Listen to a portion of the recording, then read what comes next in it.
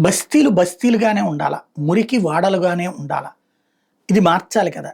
సాధారణంగా బస్తీల్ని మార్చడం సాధ్యం కాకపోవడానికి కారణం ఏంటంటే, అక్కడ చిన్న చిన్న ఇళ్ళుగా పెట్టుకుంటారు. ఆ మధ్యలోనే మురుగు కాలువలను గూడా వాటిటి మీద గూడా ఏసేసుకుంటారు ఇళ్ళయ్యి. ఏది కదిలిచ్చినా సరే ఓట్లు ఇలాగా. బట్ బస్తీలను ఒక సిస్టమాటిక్‌గా డెవలప్ చేస్తే బానే ఉంటుంది. లైక్ మా బెజవాడలో సింగినగర్ ఒకప్పుడు బస్తీనంటే ఈ పేదల్ని తీసుకొచ్చి అక్కడ ఉంచింది. కానీ చక్కటి సిమెంట్ రోడ్లు ఇది వేయడం వల్ల మురుగ్గా ఏం కనిపించదు. నీట్‌గానే ఉంటుంది. ఇప్పుడు అవి మధ్య తరగతి ధనవంతుల ఇళ్ళు గూడా మారినాయి. అట్లాగా మార్పు ఉంటుంది.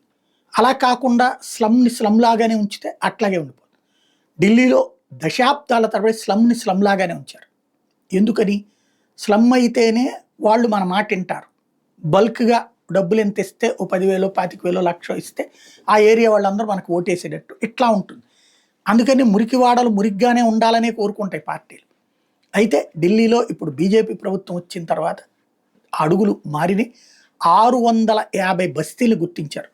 లైక్ ఇప్పుడు మహారాష్ట్రలో ధారావిని పూర్తిగా అక్కడ ఉన్న వాళ్ళని పేదల్ని పక్కకి పంపించి అవన్నీ బిల్డింగ్లు కట్టి మళ్ళీ వాళ్ళకే ఇచ్చేటట్టు ఎట్లయితే ప్లాన్ చేశారో మల్టీ పర్పస్ బిల్డింగ్స్ కట్టేసేసి అట్లాగే ఇక్కడ కూడా ఏర్పాటు చేస్తున్నారు. ఒక రూపు తెచ్చే ప్రయత్నం జరుగుతుంది.